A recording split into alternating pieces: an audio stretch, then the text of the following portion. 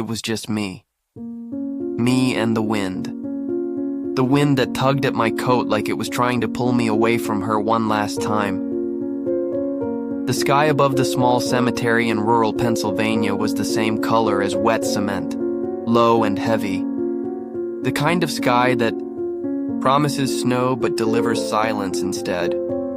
I stood at the foot of a narrow, undecorated grave, one of those simple ones with no extravagant headstone, just a name, 2 dates, and a dash in between. Esther Ben-Ari, 1935-2023. That dash, it held more stories than anyone there cared to remember. Except me. The funeral director, an older man with too much cologne and too little patience, cleared his throat. Would you like to say anything before we close the casket, Mr. Lewis? I nodded. I don't think he expected me to say yes. I stepped forward, feeling the uneven crunch of frozen grass beneath my boots, and looked at her face for the last time. She looked peaceful, like someone who had waited long enough to rest.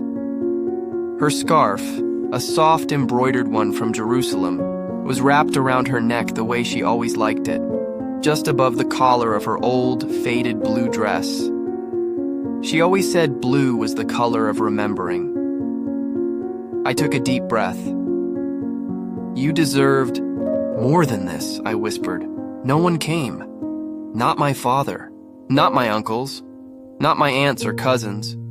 They all had their reasons. She was too different. Too strange. Too Jewish. In our white suburban Christian family, Grandma Esther was always the one who didn't fit. A widow who spoke Hebrew over tea and hummed ancient songs while folding laundry. A woman who painted mezuzahs by hand and told me bedtime stories that didn't involve Santa Claus or Jesus, but burning bushes and talking donkeys. But to me, she was everything. I was 8 when I first stayed with her for an entire weekend. My parents needed a break. Those were their words, not mine, and so they dropped me off at her little house on the edge of town with barely a goodbye. I was scared. She smelled like dried lavender and old books, and her furniture creaked like it had secrets. She didn't own a television. She lit candles on Fridays and told me we couldn't touch light switches until Saturday night. I thought she was from another planet. But that first night she sat me down at her kitchen table and taught me how to braid challah dough. Her hands moved like they were remembering a dance older than time. 3 strands, she said. One for the body, one for the mind, one for the soul. And when they come together, they make something whole. I didn't get it then, but I never forgot. By the end of that weekend, I didn't want to leave. Growing up, I'd sneak away to her house whenever I could. She taught me things school never did. How to carve wood, how to play the harmonica, how to listen without waiting. To speak. She told me about her life in Israel, how she came to the U.S. as a young woman and worked as a translator in hospitals, helping people find the right words when they needed them most. She never tried to convert me or make me believe. What she did, she just lived it, with gentleness, with strength. Once I asked her why she never came to Christmas with the rest of the family. She smiled softly. Because I'm not invited, she said. Not really. I was 16 then, old enough to see how the others looked at her, like she was an embarrassment, or worse, an inconvenience. The day she died, I got a call from a nurse at the hospice center. She asked for you, Mr. Lewis. Only you. I drove 6 hours in the rain, cursing every minute I'd wasted not visiting her more often. When I arrived, she was already fading. But she knew I was there. Her fingers were frail and cold in mine, but her grip, somehow, was still strong. Promise me, she said. Her voice was barely a breath. Anything. Don't let them erase me. I nodded, choking back tears. They will forget me, she said. But you, You remember. You tell them. You be the story. She passed away before sunrise, and now I stood alone at her funeral, the last person in a family that had exiled her long ago. I was the weird grandson, the one who hung mezuzahs in his apartment even though he wasn't religious, the one who didn't laugh when the others made jokes about crazy old Esther and her candles. The rabbi she had requested, an old friend of hers from a synagogue downtown, couldn't make it. The funeral home let me pick the music. I chose a recording of her favorite song, Yerushalayim Shel Zahav, as it played from a small speaker near the casket. I closed my eyes and remembered the way she used to sing it while planting tulips in her garden. She used to believe, I said out loud, not caring if the funeral director thought I was talking to myself. She used to believe in things that no one else did. And she taught me to believe too. I pulled a folded note from my coat pocket and placed it gently in the casket beside her. It was a letter I had written the night she died. You taught me how to fly in a world that only walks. You gave me your fire. I won't let it go out. I stepped back, nodding to the funeral director. He hesitated, then closed the casket with a respectful silence. I stayed until the last shovel of earth had been placed. I didn't cry until the drive home. Not because I was ashamed, because I was angry. Angry that she died thinking she was unwanted, angry that no one else saw her light. But most of all, I was angry at myself for not fighting harder for her while she was still here. But that was just the beginning. Because a few days after the funeral, I found something that would change everything. Something she left behind, just for me. 3. Days after the funeral, I stood in her empty house with the key still warm in my palm. The hospice nurse had handed it to me in a small envelope after the funeral. She wanted you to have this, she'd said with a strange look, like she knew something I didn't. The key still smelled faintly of cinnamon and cedar. Like her. Like childhood. I hadn't been inside Grandma Esther's house in over a year. The moment I opened the door, I was flooded with scent and silence. Everything was exactly as she'd left it. The ceramic menorah by the window, the threadbare rug that had survived 2 decades of spilled soup and grandchildren's footprints, and the bookshelf sagging with history, poetry, and Hebrew prayer books. Walked slowly, as if I was afraid to disturb her ghost. But she wasn't a ghost to me. Not really. She was still in the way the sunlight hit the lace curtains. She was in the dried flowers hanging upside down in the kitchen. She was in the faint scratch marks on the dining room table from that time I tried to carve my initials and got caught. I spent hours going through her things, sorting what to keep, what to give away, what to donate. It felt wrong, intrusive, but I had promised her I wouldn't let them erase her. I was boxing up some old scarves in the bedroom when I remembered the attic. No one had been up there in years. The pull-down ladder creaked like an old man's bones. Dust puffed out in angry clouds as I climbed, coughing and squinting into the dim light. The attic smelled of mothballs and paper and memories. At first, I didn't see anything but old luggage. A broken mirror and boxes labeled Passover, Purim, winter clothes. I was about to head back down when I noticed something in the far corner, tucked behind an old rocking chair and covered with a faded quilt. It was a wooden, just small, locked, and the key in my pocket fit perfectly. I opened the lid, expecting photo albums or maybe old jewelry, but instead I found letters, dozens of them, hundreds maybe, bundled with twine and labeled by year, starting from 1963 all the way to 2022, all addressed to me. To Micah, my boy who sees, read the label on the first bundle.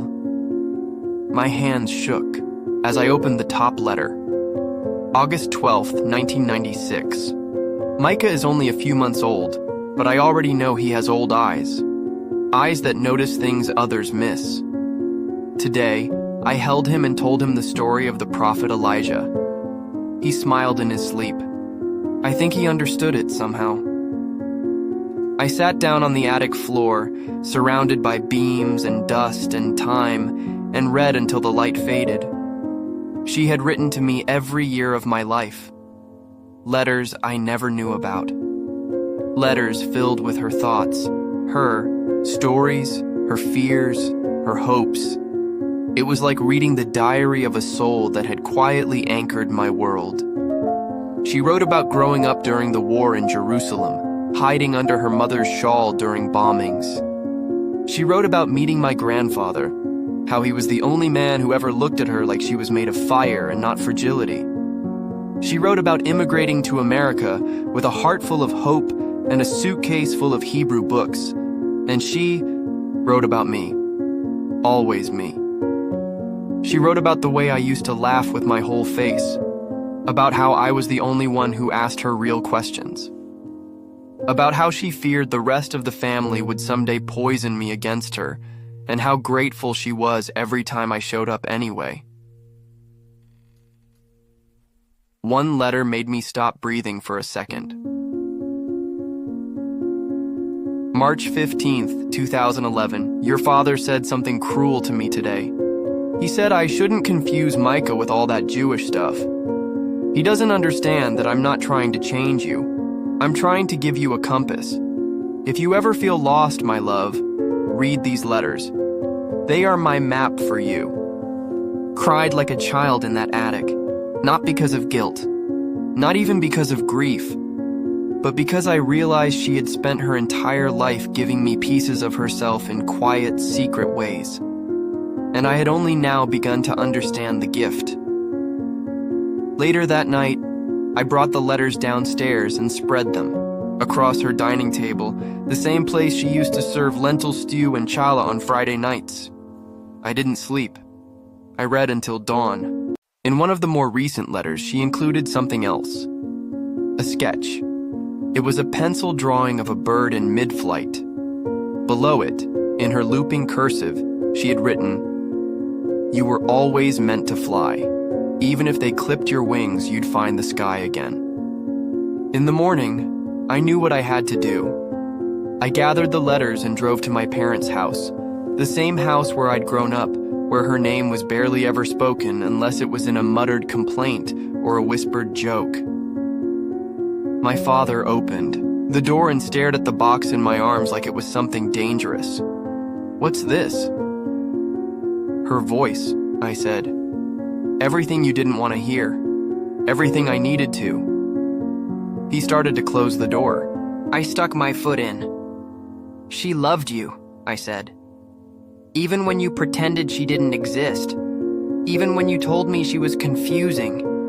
Even then." He said nothing. I left the box on the porch. That night, I started typing the letters into a document. They weren't just for me anymore. They were her legacy, her light, her compass, and maybe, just maybe, they were the wings I needed to find the sky again. It's been 6 months since I buried my grandmother. 6 months since I walked out of my father's house and left that box of letters on his porch. 6 months since I sat at her kitchen table until dawn, surrounded by her words, her wisdom, and the ghost of her voice whispering through the window screen. Forrawing. House is mine now. She left it to me. Not that it was worth much on paper. Small, creaky, drafty in the winters, but it holds more life than any mansion I've ever stepped foot in. It breathes with stories. It hums with memory. I didn't sell it. I moved in. I quit my marketing job in the city. Everyone thought I was having some sort of breakdown. Maybe I was. Or maybe I just finally heard the silence loud enough to realize what mattered. And now I spend my days in the front room, her room, typing her letters into the computer, one by one, I've scanned them all. Translated the older ones from Hebrew. It's a slow process, but a holy one. Like building a cathedral from broken glass. I call it Letters from Esther. I plan to publish them. Not because I want fame, I don't. But because there are so many people in the world who've been told that their roots are inconvenient, that their beliefs are too heavy, that their light is too different to love. She was all of that, and still she loved anyway. She deserved to be read. 3 weeks ago, I got an email from a rabbi in upstate New York. He'd found my project online. He said he cried reading her letter about being the only Jewish girl in her school in 1948. He asked if I'd come speak to his community. I said yes. It was the first time I'd spoken publicly since college, and I was terrified. But I brought her scarf with me, the teal one with the embroidered olive branches, and I wore it like armor. At the end of my talk, an older woman approached me in tears. She said her own granddaughter had recently rejected her faith. She asked how I found my way back to my grandmother. I didn't know how to answer. I just said, she never stopped showing me the way. A few nights ago, I finally got a message from my father, just a one-liner. I read the letters. That was it. No apology, no explanation, no invitation to talk, but it was something. I stared at that message for 20 minutes, unsure whether I should respond. I haven't yet. I'm not sure if I want to. Some wounds stay fresh even after the bleeding stops. Today, I went into the garden for the first time since winter ended. She used to call it Gan Eden, the Garden of Eden, even though it was just a patch of soil surrounded by a weathered fence and a few stubborn tulips. She always said things grew better when you talked to them. I used to think that was silly. Now I find myself whispering to the daffodils. I found her old gloves in the shed. They were still stained with earth, and I couldn't bring myself to wash them. I knelt down, pressed my palms into the soil, and felt something move in my chest. It wasn't grief, it was gratitude for every story she told, for every silence she broke, for every time she made me feel seen in a world that wanted me to shut my eyes. I remember one of her letters, probably my favorite. It was dated just a few months before she passed. October 3rd, 2022. My sweet Micah. If you're reading this, I'm probably gone. Or at least not where you can see me anymore. But I promise you, I'm not gone. I'm just deeper now. I've sunk into the roots of who you are. I know I wasn't always easy. I know they wanted to forget me. I know I made some choices that confused people. But I never regretted loving louder than they wanted me to. Keep your heart open, even when it hurts. Especially then. And when you feel lost, go back to the garden. Everything makes sense in the dirt. I love you, forever. Saved I read that one out loud this morning, kneeling by the rosemary bush, and then I cried. The kind of crying that feels like rain after drought. I'm not sure if the rosemary grew. Stronger because of the tears, but I'd like to think so. I don't know what comes next. Maybe I'll teach. Maybe I'll write a book. Maybe I'll open her home to others like me. People who felt different their whole lives and just want to belong somewhere. I don't need to know the full path yet. She taught me that. You don't need to see the whole map. Just the next few steps. And when I feel unsure, I read her letters. I hear her voice. I picture her in the kitchen, slicing apples and honey on Rosh Hashanah, singing in broken English and perfect spirit.